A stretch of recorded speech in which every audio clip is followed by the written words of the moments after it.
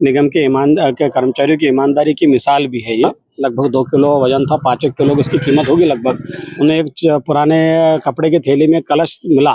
देश का सबसे सच शहर इंदौर की नगर निगम सिर्फ कचरा उठाने का कार्य नहीं करती, बल्कि आपकी खोई हुई चीज ढूंढवाने में भी मदद करती है। ऐसा ही एक मामला आया था राजेंद्र नगर क्षेत्र में, जहां एक परिवार से करीबन 2 किलो वजनी चांदी का लोटा कचरा वाहन में फेंका गया था, जिसके चलते वो बहुत परेशान हो गए थे। हमारे साथ अध्यक्ष, जोन अध्यक्ष मौजूद है, इनसे पूरा मामला जानते हैं कि क्या पूरा मामला था।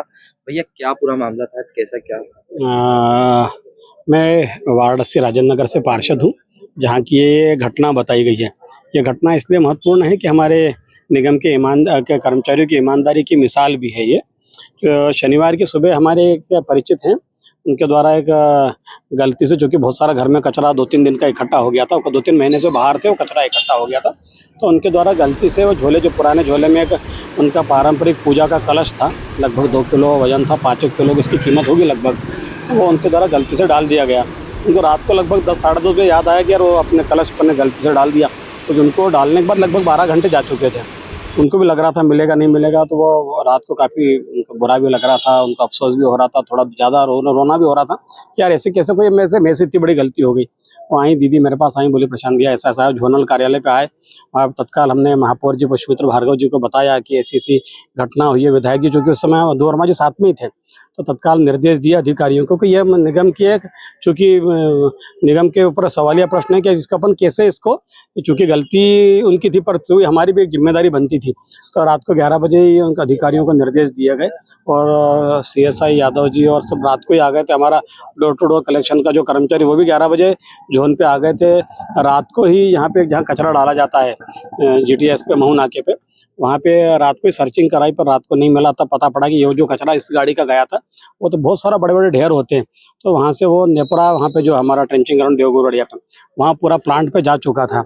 सौभाग्य की बात थी कि वहाँ जो कचरा वो मशीनों, बड़ी मशीनों में मिक्स होता है, वो काम बाकी था। अगले दिन पूरी टीम ने वहाँ पे नेपरा में जो हमारा धीरज व्यास और के अभिषेक करके कर्मचारी है, उनकी टीम द्वारा काफ़ी ढूंढा गया। 5-7-8 घंटे मेहनत करने के बाद उन्हें एक पुराने कपड़े की थैली में कलश मिला।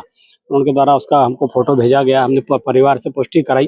परिवार अत्यधिक खुश था, निगम की ईमानदारी, सूझबूझ के प्रति बड़ा खुश था। उनकी मेहनत, रात भर जो मेहनत की, उसके ऊपर बड़ा निगम के कर्मचारी बड़े प्रति उनका बड़ा आभार का भाव था।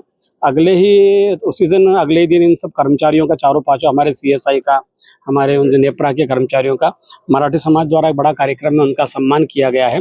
महापौर जी श्री पुष्पमित्र भार्गव जी और विधायक मधु वर्मा जी द्वारा उन्हें दूरभाष पर तत्काल बधाई दी गई। और आगे जब निगम का कहीं भी कार्यक्रम होगा, इन कर्मचारियों की ईमानदारी के लिए, इनकी सूझबूझ के लिए, इनकी मेहनत के लिए, जो ये लालच में नहीं आए, इसके लिए इनका सभी को, इनका हम सम्मान करते हैं। और इनके द्वारा एक जो निगम के प्रति उन्होंने एक बड़ी निष्ठा दिखाई है, ईमानदारी दिखाई है, एक मिसाल कायम की है, उसके लिए भी हम उनको बधाई देते हैं। सर, जैसा कि कहा जाता है कि वहाँ लाखों टन कचरा पड़ा रहता है, उसके बाद भी बहुत बड़ी चुनौती होती है, उस वक्त नगर निगम के कर्मचारी ने कैसे ढूंढ निकाला पूरा उसको? देखिए साहब, वो तो बिल्कुल आप सही बात है, लाखों टन कचरा, मतलब पूरे शहर की गाड़ियाँ आती है वहाँ पे, लगातार बड़ी बड़ी गाड़ियाँ आती है, और वहाँ ढूंढना बहुत कठिन था। मतलब बड़े कचरे के ढेर में से सुई ढूंढने जैसी बात थी वहाँ पे। उसके बावजूद भी वहाँ वो कचरा ढूंढा, क्योंकि निगम की टीम की ईमानदारी थी। कुछ इनका भाग्य भी कह दीजिए कि इनका कहीं भगवान का कलश था, इसलिए भी कह दी, भगवान की इच्छा थी, इसलिए भी मिला होगा वो। हमारे साथ वाहन चालक भी मौजूद है, इनसे बात करें। भैया, क्या पूरा घटनाक्रम था, आप कितनी बजे गए थे, क्या पूरा? मेरे पास दादा का फोन आया, प्रशांत बड़वे जी का, और हमारे सीएसआई सर का फोन आया कि शानू ऐसी ऐसी समस्या हो गई है, आप कहाँ हो? तो फिर मैंने तुरंत झोन पे आया। फिर यहाँ से हम जीटीएस गए, जहाँ हम गाड़ी डंप करते हैं। वहाँ भी हमने कहीं मेहनत करी, फिर पता चला कि गाड़ी टंचिंग ग्राउंड चली गई है। फिर टंचिंग ग्राउंड हम गए, हमने कम से कम बहुत मेहनत करी। दादा भी थे, हमारे सीएसआई सर भी थे, वो हमारी पूरी टीम ने सर्च करी, पर अंधेरा कुछ ज्यादा होने के कारण दादा ने बोला कि सुबह फिर चलते हैं। तो सुबह हम फिर गए, फिर वहाँ लगातार मेहनत करने के बाद में हमारे को कलश मिल चुका है। ये घटना किस जगह की, किस एरिया की ये है? राजेंद्र नगर की घटना है, वार्ड 80 वहाँ की घटना है। परिवार को बताया, मिल गया तो वो कितना खुशी हो रही है? बहुत खुश हुए, उन्होंने हमारे को शुभकामनाएं भी दी और हमारा स्वागत भी करा।